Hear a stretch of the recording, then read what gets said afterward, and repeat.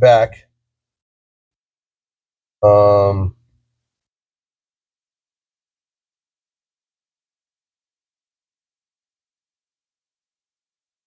And let's see what's going on here. Okay, I've got YouTube back up.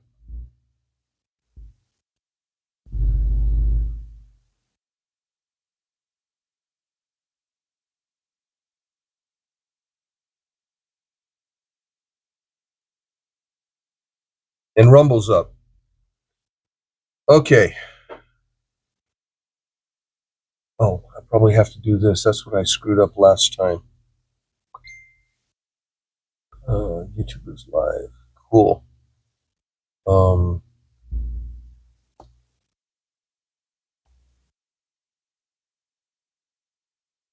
There we go. All right. Hey, Amanda King. Okay. Wendy, you got me? Yes, Skunk's got me 5x5. Cool. How about up on YouTube? Are you guys wired? I hope. Amanda King. Okay, so it's okay. Grab the magic keyboard. All right.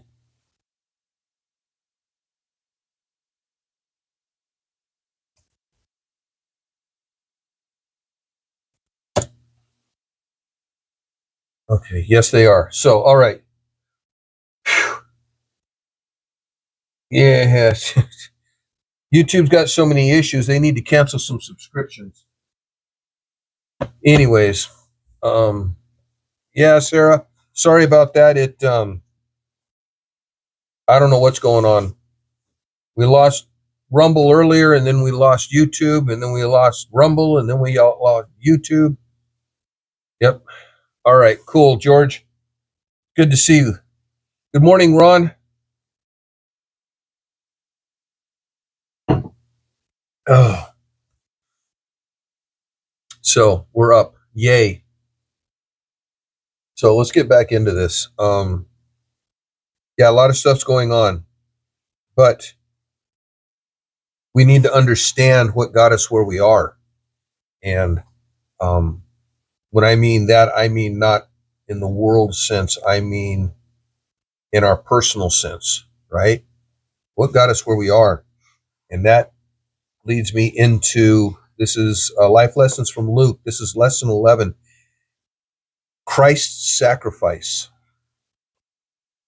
See, I don't magically have my attitude about death just because. I don't have it because some fairy dust fell on me, or I ate some magic mushroom somewhere and saw into the future. My attitude rests upon the promise of Christ, who gave me eternal life. He gave me salvation from my sins, which, as God says, that our sin, the wages of sin, is death. That means that what I earn through my sin is death. But I know that through my salvation in Christ, through his sacrifice, is how I win that fight. So today's reading, it's the readings out of Luke 23, 45 and 46. It says, "Then the sun was darkened, and the veil of the temple was torn in two. And when Jesus had cried out with a loud voice, he said, 'Father, into your hands I commit my spirit.' Having said this, he breathed his last." So the reflection. A sacrifice should be just that, a sacrifice. Sacrifices may be inconvenient and are costly. By definition, a sacrifice almost always involves some kind of death or loss. Think of a time when you gave something up for a friend. In what way did your sacrifice help that person? There's a lot of times it's because you have to think of all facets. You sacrifice your time to help somebody. You sacrifice, maybe you sacrifice a holiday to go help a friend.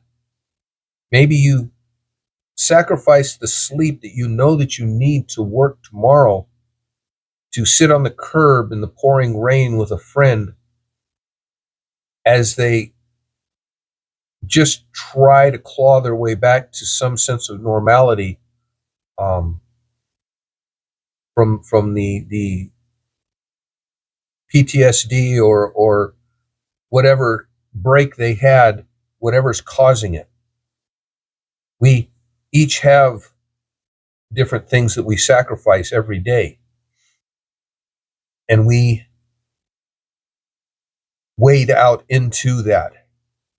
We give up that which we have. Good morning, Sarah. Um, and God doesn't just let it go by the wayside. He understands, because um, sometimes what we give up doesn't seem like a lot to some people, but um, maybe it's your child's birthday. Maybe it's you don't quite have enough money for your family, and yet their family's already starving. Um, to some people, and this is why one of the things that I do, I don't ever tell anybody what I do, where my money goes. I don't tell anybody um, what Terry and I decide to do. The reason is because that's between her and I and God. And the sacrifices that we don't make it so that people go, ooh, look at Dana. He did this and he did that. Ooh, no, it ain't about me. It's all about God. And um, I've had it happen where, what goes around comes around, and you help somebody out, and then a time comes when they want to honor you or give it back or whatever, or in their testimony, when they're in front of the church and they're giving a testimony. And if it wasn't, for a really dear friend of mine, I wouldn't have made it through this. And I've actually gotten up and walked out of the church once because I knew where he was headed. I knew, and I didn't want that. That's not why I did it. It was about God. And I told him, I said, it was, later on, I said, it was only because of Christ that I was there, even with you at that point. Because the things that I've gone through in my life, technically, I shouldn't even have been alive. And Christ saved me for such a time as that. Christ said, no. God said, I've got this plan, and it doesn't include you dying now. Okay? You got other things you got to do, boy. And so I live, and I help other people, and I don't expect anything. I don't ask for anything. And one of the big things that I love is watching families that, because of what we do or what we're able to do for others, to watch that family grow, watch the children flourish. Terry and I have helped a lot of different families, a lot of different situations, and it just amazes me how God, because I asked him, I said, let me see them through your eyes, Lord. I don't want to look at them through these earthly eyes. I want to see these people. I want to see what they're going. I want to see them through your eyes, Lord. And it gives me an insight, and I understand a little bit more.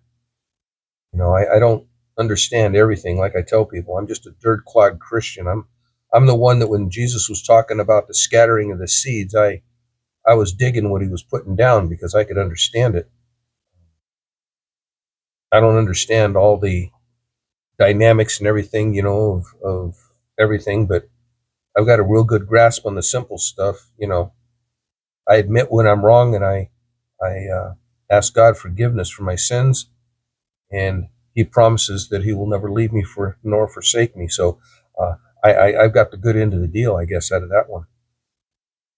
So it goes on, situation. It says, shortly after Jesus drove out the merchants in the temple, we talked about that yesterday, how he drove out the money changers and the liars and the thieves and everything that were there because they were there for Passover, and they had to pay their temple tax, and then they had to also have a sacrifice. So these guys were there. They were the money changers. They were the ones that, you take like I used the thing yesterday about the American dollar to the Mexican peso. There was a point where it was like 100 pesos per dollar. And we go down to Mexico when I was active duty, and you'd think you were a king. You'd walk in, you go down there with like $100 in your pocket, and you could drink all night and you could have fun all night long, and come back and you still got $40 in your pocket, and it's just like, it's crazy, But the exchange rate, right? And that's what these guys were doing in the temple, because people come in, and when they had to pay their temple tax, it had to be in the currency of that location, which would be Jerusalem. It had to be in their currency. That would be very much like California having a currency, and Nevada having a currency, and Arizona having their own currency and everything. If I go over to Nevada, I've got to take my California dollars and I have to change them into Nevada dollars. That's what these people were having to do. And these guys were ripping people off.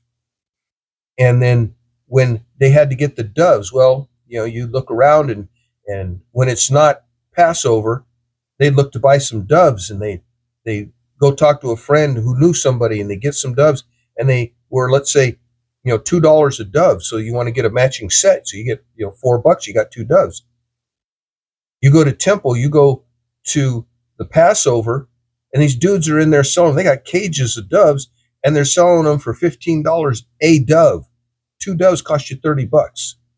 See, they were ripping people off left and right.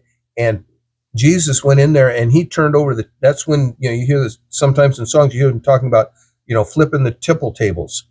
And that was one of the things was when I was running for office, that we were talking about how we really wanted to, in our county, we wanted to change the direction of our politics, to the conservative side, to more God-fearing and more conservative.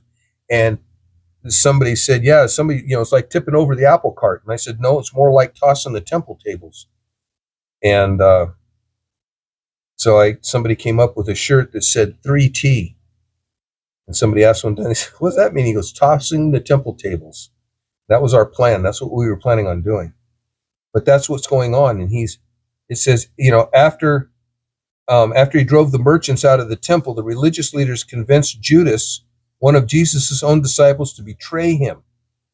So they talked to him.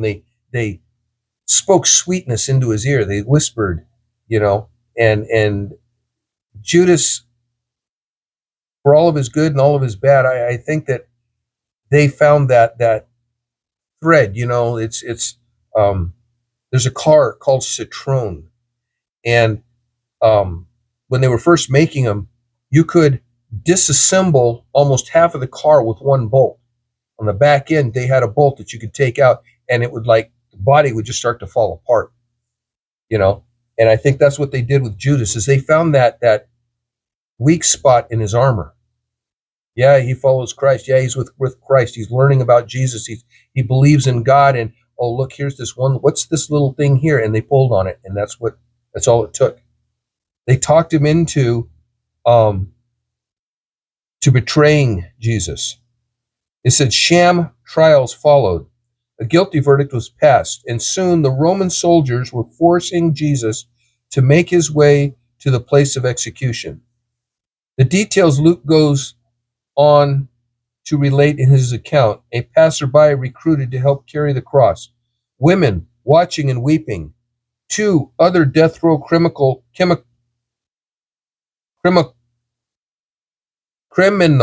Jiminy Christmas, almost forgotten in the crowd, a mocking sign, all create a haunting scene of sacrifice. God giving up his son. So out of the NIV, this is Luke 23:26 through 49. It says, as the soldiers led him away, they seized Simon from Cyrene, who was on his way in from the country, and put the cross on him and made him carry it behind Jesus. You imagine if you're somebody that's coming in from the country. You live out somewhere, but you got to come in, for Passover, and and you just happen to be going the wrong direction against the traffic. Everybody's along the sides of the street watching this guy, whoever this guy is. He's got this cross on him. Well, he must have done something bad. He's going to go get crucified. Okay, and you keep trying to go by, and one of the guards sees you going the other direction, and that catches his eye, and he's like, hey, you come here, move, people, get out of this man's way, you come here. And the guy, he walks over there, right? Simon walks over, and he says, you are now going to help him. You take his cross and you haul it up there because he's going to get crucified. Okay. So he was made to carry it behind Jesus. And it wasn't a balsa wood cross. I would liken it more to railroad ties. I mean, big chunks of wood. And it wasn't a brand new one. They didn't go down to their nearby, Home Depot or Jerusalem Depot or Lowe's or whatever and get some brand new wood and sand it down real nice and smooth. No. They didn't care. See, these crosses were used over and over and over again. Forget about the sanitary. Maybe they hose them off. I don't know. But they're used over and over and over again. The same with the nails. They use them over and over again. They're cheap. They keep them, right? So it says, a large number of people followed him, including women who mourned and wailed for him. Jesus turned and said to them, daughters of Jerusalem, do not weep for me. Weep for yourselves and for your children. For the time will come when you will say, blessed are the childless women, the wombs that never bore, and the breasts that never nursed. Then he said, they will say to the mountains, fall on us, and to the hills, cover us.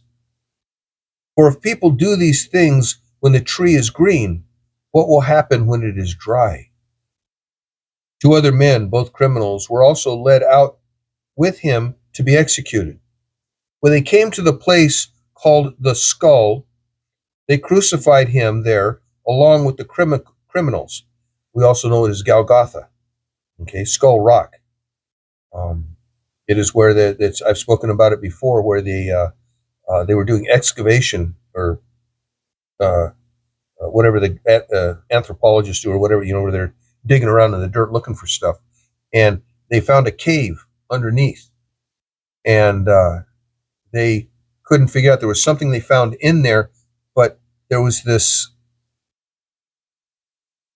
like tar, gooey substance, whatever, and they figured out that it was actually blood. And one of the guys immediately, was it Ron Wyatt is the guy's name, was one on the team, and they took the blood sample and they had them test it there, and they came back, and they said, yeah, we got the results, and they said, but there's a problem. And he says, why? And he goes, well, this is human blood, but normally it's 23 male chromosomes, 23 female chromosomes, and then you have a deciding chromosome that flips it one way or the other. Okay, and this has no male chromosomes. There's no male contribution to whoever this blood came from, and the only one Y chromosome which made that blood come from a male. And they said, but the other crazy thing about it is that it's still alive. And it is the same exact DNA match to the DNA structure that they pulled from the Shroud of Turin. See, it's back in the early 60s, they were able to examine the Shroud of Turin, and they said, oh, it's a false, it's a fake, because they pulled a thread off of the corner and they tested it, and it was only 200 or 300 years old. So they mulled over that, and it took them 40 years, 50 years, till they could finally get to it again. And this time with the new technology, they could actually do tests on it without harming it whatsoever. So they were allowed to go to a point where they knew that there were, this is blood that's on this Turin. And they were able to pull the DNA from that. And that DNA, for micron and molecule down the list, matched the substance or blood that they found in the cave underneath what they perceive is that what they believe is Golgotha or the Skull Rock. And they said that the only way humanly possible, the only way this could ever happen, is if there was divine intervention. And on that rock, there was only one who was of divine intervention, and that was Jesus. He died on the cross. So, the criminals, one on his right and one on his left. Jesus said, Father, forgive them, for they do not know what they are doing.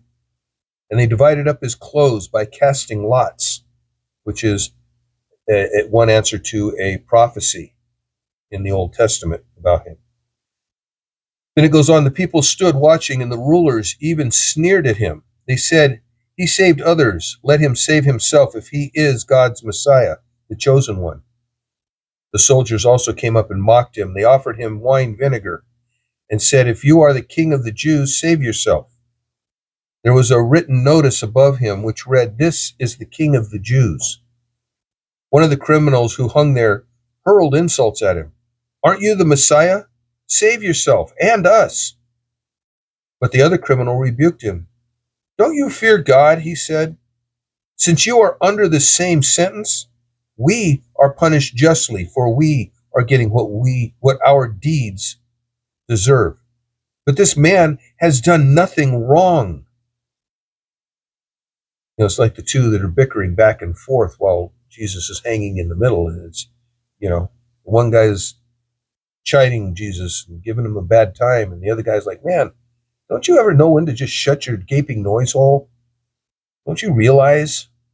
The one knew who he was. The one believed. So the one said, then he said to Jesus, remember me when you come into your kingdom. Jesus answered him, he says, truly, I tell you, today you will be with me in paradise. It was now about noon, and darkness came over the whole land until 3 p.m, for the sun stopped shining, and the curtain of the temple was torn in two. Jesus called out with a loud voice, Father, unto your hands I commit my spirit. When he had said this, he breathed his last. The centurion, seeing what had happened, praised God and said, surely this was a righteous man. When all the people who had gathered to witness this sight saw what took place, they beat their breasts and went away.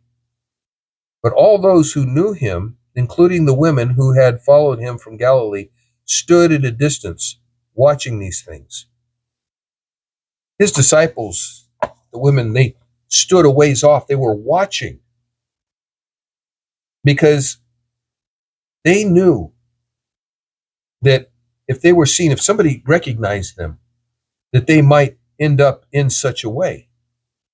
So they were kind of at the back of the crowd. They were maybe on a little rise where they could see over everybody, see what was going on, watching it. And there's one, Joseph of Arimathea, goes to and it's probably going to be in the next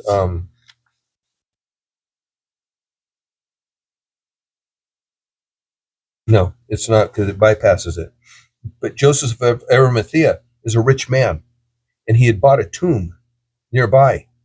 And he goes to the powers that be and say, "Look, let me have his body. Let me bury him, because it is as our ritual that on the Sabbath we can't touch a dead person. We can't do any of that. It has to be done prior to." And they said, "All right." So they let Jesus down. They let his body down, and Joseph and one other carried him and took him to the tomb and laid him in the tomb. And when he came, originally he came with 100 pounds of spices and all the stuff. See, Joseph was a wise man. He learned in Egypt how to entomb bodies. He in Egypt was taught by the Egyptians how to mummify a body, what spices, what things to use to do this.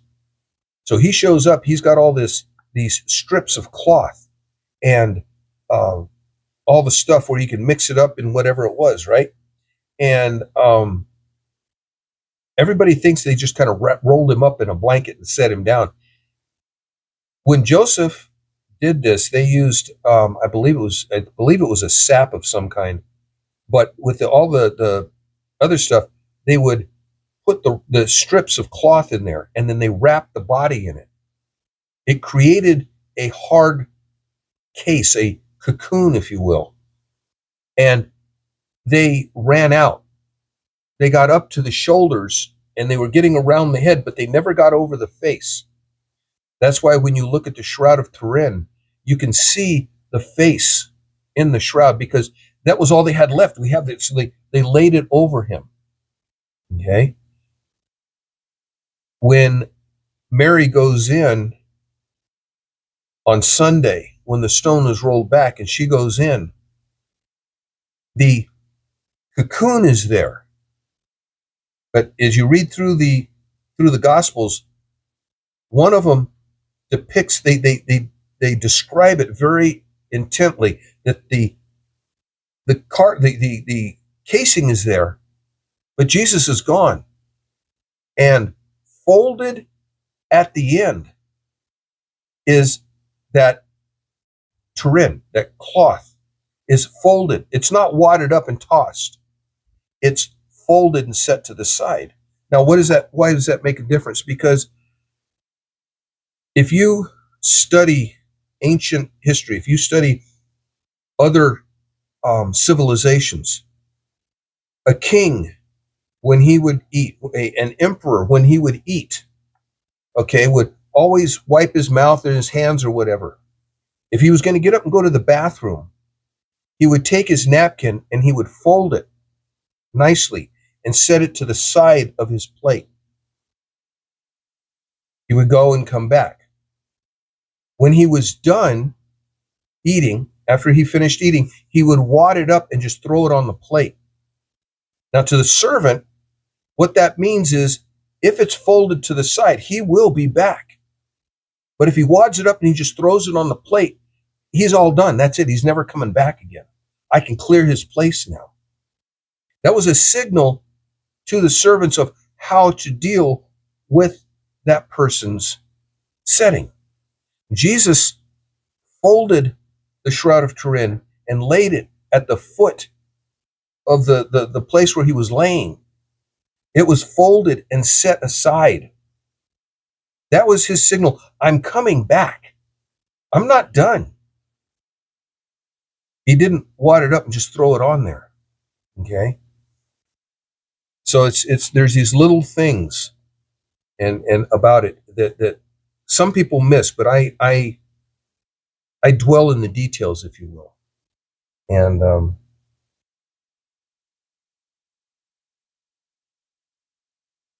similar, yeah, skunk. It is, but it was with the frankincense and the myrrh and the whatever it all was with the cloth. And it was, but very much like the paper mache, like we used to do when we were, or at least I don't know if you did, when I was younger, when I was in elementary school, how we would take a balloon and wrap it with the newspaper, right? You get the flour or whatever we used in the, or the, uh, what's the word I'm looking for? Plaster of Paris, and you would get it all like a soup, and you'd put your paper in there, and then you'd lay it on your balloon, and you'd make, and then you get to pop the balloon and take it out, and you get this shell, right? That's exactly what it was with Jesus. There was this shell, and then the Shroud of Turin, this cloth folded nicely, neatly at the foot.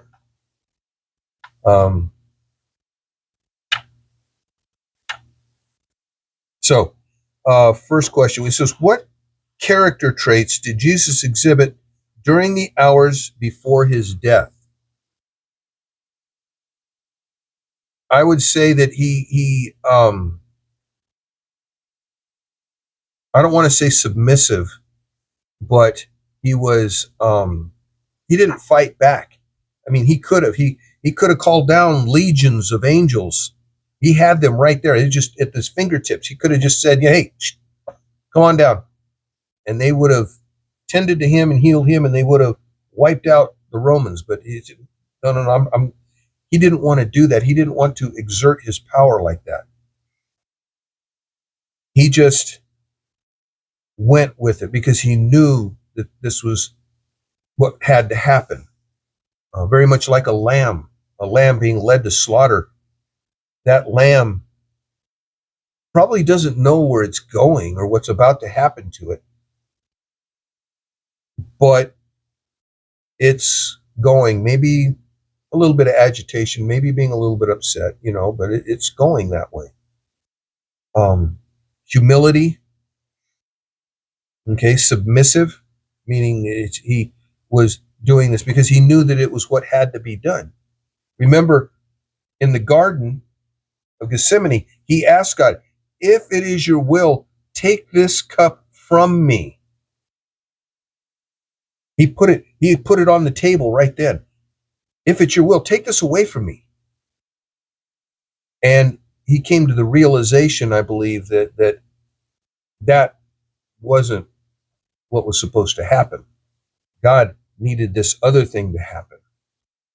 Because it's only, see, if he called down the angels, if he had beat up all the Romans and everything, if he'd done that and saved himself, you and I would be lost. You and I would never have the ability to get to heaven. By his willingness to give of himself, sacrifice himself for the good of all mankind, we have that capability. Never have that capability if he didn't do that.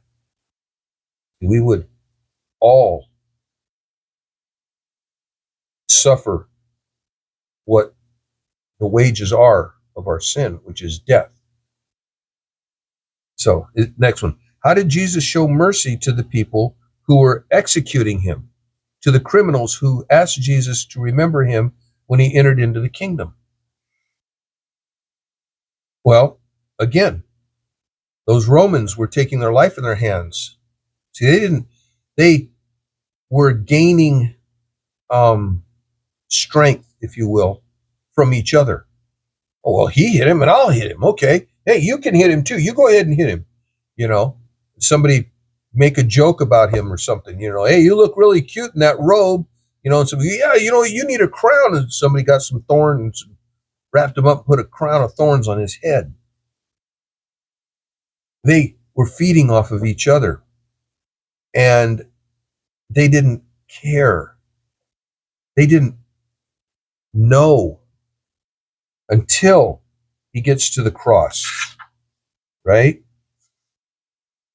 And hang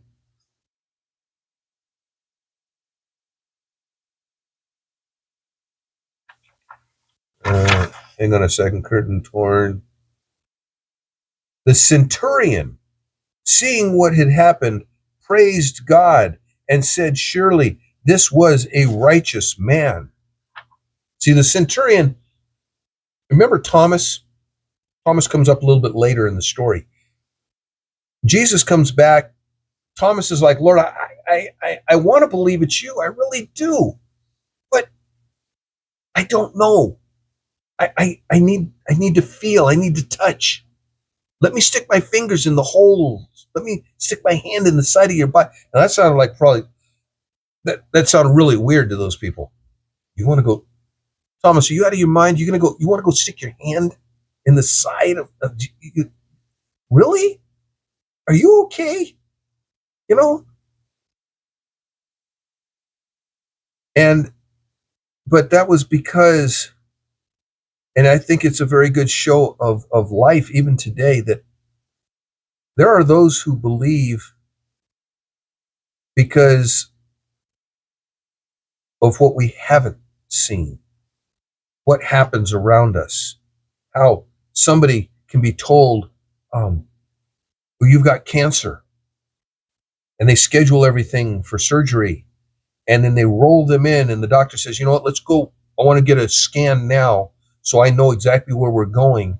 So we'll scan, and they scan them, and the technician comes back and says, Doc, I think we broke the machine. He says, there's something wrong. He says, why? What's wrong? He says, well, it's not showing anything. And the doc's like, well, what do you mean not showing it? He goes, well, it doesn't show any cancer. He says, let me run a couple of diags on it and then scan again. And they do that, and it comes back, and there's no cancer in the body. And they decide not to operate. Now they do take precautionary measures, but my friend made it. My friend went in with cancer, and in the 2 weeks between the time when they scheduled the surgery and they rolled him into the machine, cancer was gone. Not in remission, not that, no, you can, the way that they shoot him, you can see the cancerous, whatever, however they see it on the stuff. It's not there. Gone. See, there's people who don't need to touch Jesus to know that he's real. It's the belief. So, in what ways should believers try to imitate Christ's attitude of forgiveness? If we have to resort to anger and violence, we are way outside the realm of Jesus. Okay? If we have to resort to name calling and throwing things and hitting and everything, we've already lost the battle. Because sometimes our battle is just to prove where we are with Christ. You start throwing things and yelling at somebody and screaming at somebody and blah, blah, blah, blah, blah, right? All that's going on, you've already lost. Well, you don't know what they did to me, and you don't. I got that. I got that. But I am nowhere near good enough to be compared, but to compare it to Jesus. Yeah, somebody stole something from me. They stole his life. They took from him, right? Okay. Well, they called me a name. They called me this or that, and I'm going to go punch their lights out. They called him a whole lot worse on that long walk. Well, they hit me. They hurt me. Yeah. He was whipped 39 times. They were so good with the whip, it would shred the skin on the body. It would expose ribs.